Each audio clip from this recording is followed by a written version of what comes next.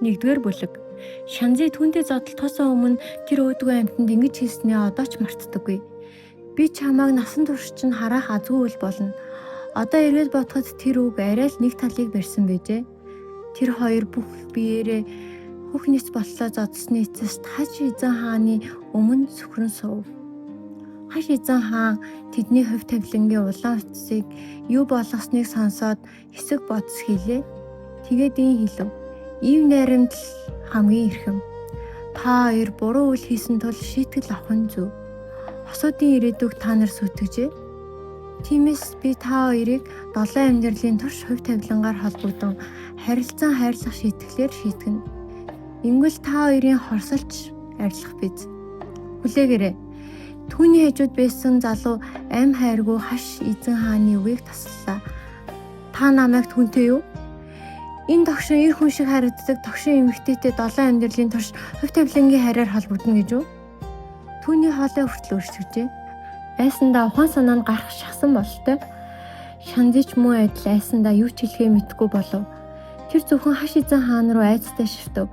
Хаш эзэн хаан батлах мэт тохио тоглоо. Шанзи бүх биеийн сулран унах шиг болов. Бүх найдвар нь үгүй болов. Тэр агшин Шанзи нэг зүйлийг ойлгожээ. Үүнээс хойш тэр залуугийн хар үйл болохоос гадна тэр залууч мөн түүний хар үйл болох аж. Хэрв тэр хоёр нийлбэл яг л аянгат хар үйл шиг болох байлаа. Яа Шанзи, чи одоо ч Люлёгийн одоо талд. Гэтэ энэ долоон амьдралын турш түүнтэй холбоо барьж болохгүй. Хаш эзэн хаан хэсэг бодс хийснээ асуув. Тоотали чи байна уу? Нэгэн бүдүүн ир сав барин чангаар хариуллаа. Байна. Хаш эзэн хаан урт цахлаа эмрэн хэлв. Энэ нэрийг чам даатгая. Ойлголоо.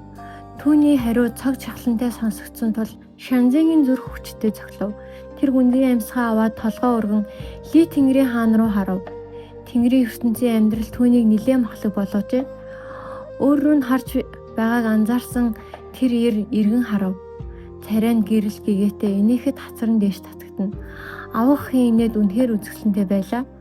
Шанзи ам нь хатаж өргөлж ирүүл байдаг зүрх нь галзуу мэт цохилж эхлэхийг мэдэрлээ. Тэр гүнзгий амьсгаа авав. Үргэлж ирч хүчтэй явдаг тэрээр яг одоо хизээмүүдгүй хөх гэж бөмбөж санагдав. Хаш эзэн хаан сэтгэл хангалуун толгой төглөө. Яа Шанзи чамд хэлэх зүйл үлдсэн үү? Тэр үнэндээ хэлмээр байлаа. Хувь тавилангийн улаан утсыг Люэло согтуу байхдаа утгаж орхисон юм. Улаан утас бодилсон бол тэр л үз. Гэхдээ намайг харгас аргаар шийдэх шаардлага байхгүй шүү дээ. Тэр Люэло руу хялам хийв. Люэло үргэлжлэлтэй харцаар түүн рүү ширтэж түүний харц намайг бити илчилж гуйх мэт. Шанзи буцаад нүрээ эргүүлж дахин гүнзгий амьсгаа авлаа. Би харааж болох уу? Үгүй. Тэгвэл хэлэх үг алга да. Хаш эзэн хаан сэтгэл хангалуун толгой дөхөв. Дараа нь тэр залуу руу харлаа. Тэнгэрийн од Чүкүн, чамд хэлэх зүйл үлдсэн үү? Чүкүн. Тэгэхээр энэ залуу маа тэнгэрийн од байсан хэрэг үү? 12 тэнгэрийн дундаас хамгийн ахмад нь. Жилийн эхний сарыг хариуцдаг. Ийхүү Шанзи өөртөө 7 амьдралын турш хамт байх залуугийн хэн болохыг эцэст нь мэдэв. Тэр тааз руу хараад энэ ертөнц үнэхээр өгөөтэй юм аа гэж бодлоо. Хажууд нь байсан залуу удаан хугацаанд дуугүй байв. Шанзи түүн рүү сонирчрхан хармагц тэр цохисон царайгаа төв болгон хэллээ. Энэ удаад Люэлогийн ордны улаан утас бодсон бид хоёрын буруу мөн. Гэхдээ би тэнгэрт хангаргалъя. Энэ эмэгтэй надаас илүү олон утас бодлуулсан. Тиймээс та амьдрал бүрд энэ эмэгтэйг жоохон илүү зовоохот болох уу? Шанзи тэр дараа босож түүнтэй дахин зодтолохыг хүсв. Гэвч Ли Тэнгэрийн хаан түүний хажууд ирж түүнийг дарж суулгалаа. Тэр 50 хэлв. Би энэ хэрийг шударгаар харна. Ли хааны бие галбир алдагдсан ч айсаа нүмшгэ байв. Шанзи талархан толгой төглөө. Энэ ертөнцид хайр инрэл одоо ч байдаг юм байна гэж тэр мэдэрчээ. Шийдвэр гаргасны дараа бүгд гэртээ харив. Ордон даяар Ли хааны инээд сураатав. Бяцхан ихнэр нөхрөө хөөж явахыг харах үнэхээр дуртай шүү. Ха ха ха. Шанзи тэндээ хөшсөн мэт зогсов. Түүний дүр айжмаар ганцаардсан сүдэр болон хувирчээ. Люэло түүний хүсдэг ертөнц рүү буцаан хөргөв. Тэр түүний мөрөн дээр алгадаа санаа алдлаа. Шошин. Шанзи түүн рүү муухай арав. Люэло хэлэх гэж байсан үгээ залхахад хүрв. Тэр дахин санаа алдав. Чамайг явчихвал ордны хийн харж хандах болж байна. Би одоо яах болж байна? Шанзи уруулаад сургаалган хэлэхдээ архиа бага уул болоо. Тэгвэл та надад арай их буян хурааж өгч чадна. Юэло ганцаарцсан мэт сахлаа имрв. Шанзи түүнд хатуу хандах сэтгэл гаргасангүй. Юэло үргэлж харамч жаахан бодлоо. Ном дүрмээ барьдгүй нэгэн байсан ч түүнд муу хандаж байгаагүй. Бусад агнууд өөрсдийн төрлийнхнөө зодож хатуугаар доромжилдог шиг биш байлаа. Тэр түүнийг тавьшруулв. Тэнгэрийн ертөнцийн нэг өдөр хүний ертөнцийн нэг жилдээ тэнцэнэ. 7 амьдрал гээд ихтэл 1 жил болно. Би удахгүй буцаад ирнэ. Юэло толгоос ихсрээд бүтээсэн нуруугаа эргэн алхав. Түүний холдохтор хүсдийн ертөнцид мананд бүрэн алга болохыг харсны дараа Шанзи эргэж өндөр хаалга руу ширтлээ. Үүмэн дифу хаалган дээрх дөрвөн үг гунигтай хүтэн харагдана. Тэр бүсэндээ зөөсөн дарсны савыг тайлж дарсны сүнснүүд рүү дээш харснаа хаалга руу алхав. Айх зүйл юу байх вэ гэж тэр бодлоо. Зүгээр л хүний ертөнцийг үзэхээр бууж байна гэж бодъё. Өдөр бүр сүнснүүд улам орширч гүүрний өмнө хэрхэн дэг журамтай игнэн зогсохоо бодон өмөлдөнө. 6 бяцхан сүнс тэр игнэн зогсогчдод аягаар шүл өгч байлаа. Харин хөгшин мин имгэн хажууханд нь сууж зүүрмөлж байв. Шанзи нэг игнийг санамсаргүй сонгоод хөгсдийн хам руу орлоо. Мин имгний шүлийг уух ээлж бараг л ирчгээд байхад тэр өөдгөө чүүкэн харагдсангүй. Тэр аль хэдийн дахин төрчихсөн юм болов уу гэж гайхаж байтал харанхуй хөгсдийн ертөнцид алтан гэрэл гясхив. Бүх сүнсний нүд гэлбав. Шанзи эргэн харлаа. Улаан хувцастай буян заяагаар гэрэлцэн тэр хүн нөгөө өөдгөө амтан биш гэж үү? Түүний хажууд ягаан хувцастай нэгэн залуу охин дагалдан зогсоно. Өмнө нь Шанзитэй зодлохдоо догшин сэрүүн байсан Чүкүн одоо ягаан хувцастай охин руу зөөлөн харж байлаа. Хөгсдийн ертөнцийн нам гүнд мөрний урсгалаас өөр чимээгүй тэр агшинд түүний хэлхүүг тод сонсогдов. Инши санаа зовлтгүй. Би удахгүй буцаад ирнэ. Бид хоёр хоёулаа эрэгтэй хүмүүс. Лин хаан намайг алдагдaltaй үлдээхгүй. Тийм байлаа ч Чүкүн хаа та өөрийгөө сайн хамгаалаарай. Юбелогийн ордны Хяшанзи их хачин айштай гэж би сонссон. Та түүнтэй хамт байхдаа болгоомжтой байгаарай. Шанзи тэнгэр өөд харав. Энэ бяцхан цагаан цэцэг өөрийг нь ингэж тодорхойлоход хүрэхээр тэр ер нь юу ичгсэн юм бол? Бяцхан сүнс 2 удаа ханиалгаж Шанзиг шөлөө авахыг санууллаа. Тэр эвүүрхэн инээмсэглэж шөлөө авав. Уух гэж байтал Чүкүн дахин хэлв. Санаа зовлтгүй. Би түүний ааш жаахан итгэж хүч чадал тулааны ур чадварч надаас доогуур. Тэр надад юу хийж чадахгүй. Шанзи нүдээ онилох нь хүн шиг харагдах тэр ирлүү ширтв. Чүкүн үргэлжлүүлв. Тэр тайган Шанзиг 7 амьдралын турш яаж дарж авахыг минь чи харж л байгаарай.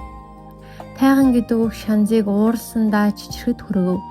Түүний гарт байсан ми эмгний шүлтэй аян муу адил чичрэхэллээ. Чүкүн нэмж хэлв. Дараа нь би чамтай өглөөний одны танхимд од тоолохоор очино. Од тоолох чинь өгсөн хойно. Тэр архиран хашгирлаа. Бяцхан сүнсний өмнө Шанзийн эмгний шүлийг тэр өөдгөө амтан руу шидэв. Шүл агаар цацагдж хоосон аяг Чүкүний нүүрэнд буулаа. Тэр яолж нүрээ даран хашгирав. Өмнөх уулзалтаас нь санаанд тод үлдсэн тэр нүд нь эцэстээ түүний гараар хөх нил ягаан болгожээ. Шанзи хариу барив. Наана панда шиг нүдтэй зогсож байж дими юм хаширахад чинь өвдөхгүй байна уу? Чүкүн өвдөлтийг арай хожуу мэдэрсэн бололтой. Тэгээд тэр толгоо өргөн уур хилэнгээр дүүрэн нүдээр түүн рүү ширтв. Түүний хажууд байсан ягаан хувцастай Инши түүнийг ингэж гэмтээснийг харахад зүрхөө өвдөж байна гэж тасралтгүй бовтнов. Түүний шаналсан царайг харуул Чүкүн биш өөрөө зохиосон мэт байв. Шанзи доогтой нэмсгэлв. Чүкүн шүдээ 100 түүн рүү харав. Түүний гарын завсраар шившлэг бүрдэж эхлэхийг Шанзи олж харлаа. Тэр шууд үхлийн цохилт өхийг хүсэж байгаа бололтой. Түүний 50 зүрх гинт туртай цоглов. Ямар ч байсан шившлэгийн хувьд тэр Чүкүнаас доогуур байлаа. Яг тэр мөчөд бяцхан сүнс доогуур нь орж ирэв. Чи шүд шидлээ бослог гарах гээ юу? Түүний чанга дуу Ми эмгэнийг сэрэв. Ми эмгэн хөдөлмөрч хүсдийн ертөнцийн уур амьсгал бүр ч хүнд болов. Би өрдөөл нэг үйл байсан тул хөлмийн гинт солидөв. Би жичирсээр Чүкүн руу залаа. Тэр байсан. Тэр бослог гарах гэсэн юм. Тэр өөдгөө амьтан шүлийг уухыг хүсээгүй. Намайг шүл уухгүй бол юу болохыг харах гэсэн. Би аргагүй ирэхэнд инкээс өөр аргагүй болсон. Гүн сонг холой хүсдийн ертөнцид даяар цорайтав. Сүнснүүд амьсгаа авахчж бэрх болжээ. Миний чансан шүлийг уухгүй гэсэн хэн бэ? Ми эмгэн бослоо. Тэр 20 тохоо өндөр биетэй бөгөөд хүсдийн ертөнцид аврах сүдэр дуусгав. Чүкүний өмнө хагарсан аяыг хараад тэр архиран хашгирлаа. Хэн миний шүлийг уухгүй гэж зөрхлөв. Энэ эмгэн чинь бүтэн өдөр чинь шүл чанд суулаа. Та нар миний хөдөлмөрийг ингэж үр зүрхлэнэ гэж үү? Өөдгөө амьтдаа. Түүнийг ингэж хэлэх зур аврах би жижигхэн сүнсний дээгүүр хоромхон зур нисэн өнгөрөв. Түүний хуурд жинтэй ногц цогцохгүй байлаа. Тэр Чүкүний өмнө газартахад бүгд жочин ухрав. Чүкүн хүртэл царайн цонхижээ. Шанзи эргэн тойрны ажиглав. Хинч өөрт нь анхаарахгүй байгааг хараад тэр даруй гүйж дахин төрөлтийн гүүрийг давлаа. Дахин төрөлтийн хурд руу орохын өмнө тэр эргэн харав. Тэнд сүнснүүд өмөлдөн гүйлдэж хашгирч байлаа. Ми эмгэн Чүкүнтэй зуралджээ. Чүкүн түүн рүү харж байв. Түүний нүдэнд үзэн ядалт дүрч Шанзыг мянган түмэн хэсэг болгон хэрчгийг хүсэж бөмбөд харагдана. Шанзи агшин зур зогсов. Өөрийгөө арай хэтрүүлчихүү гэж бодлоо. Гэвч дахин төрөлтийн хурд руу өсөрхийн өмнө тэр түүн рүү эрхийн хуруугаа өргөв. Ми эмгэн Чүкүнийг базаж бүрш живгүй байдалд орууллаа. Шанзи өзгөө алгадаад баяр хөөртэйгээр дахин төрөлтийн хурд руу алхав. Чүкүн мартхан шул уухгүйгээр тэндээс гарч чадахгүй. Энэ төрөлдөө би төрүүлж төрнө. Өмнөх амьдралынхаа дурсамжийг чадгална. Би түүнээс илүү давуу болно. Өөрөөр хэлбэл бяцхан өөдгөө амтан минь чи яаж төгсгөө хүлээгээд харж байгаарэ.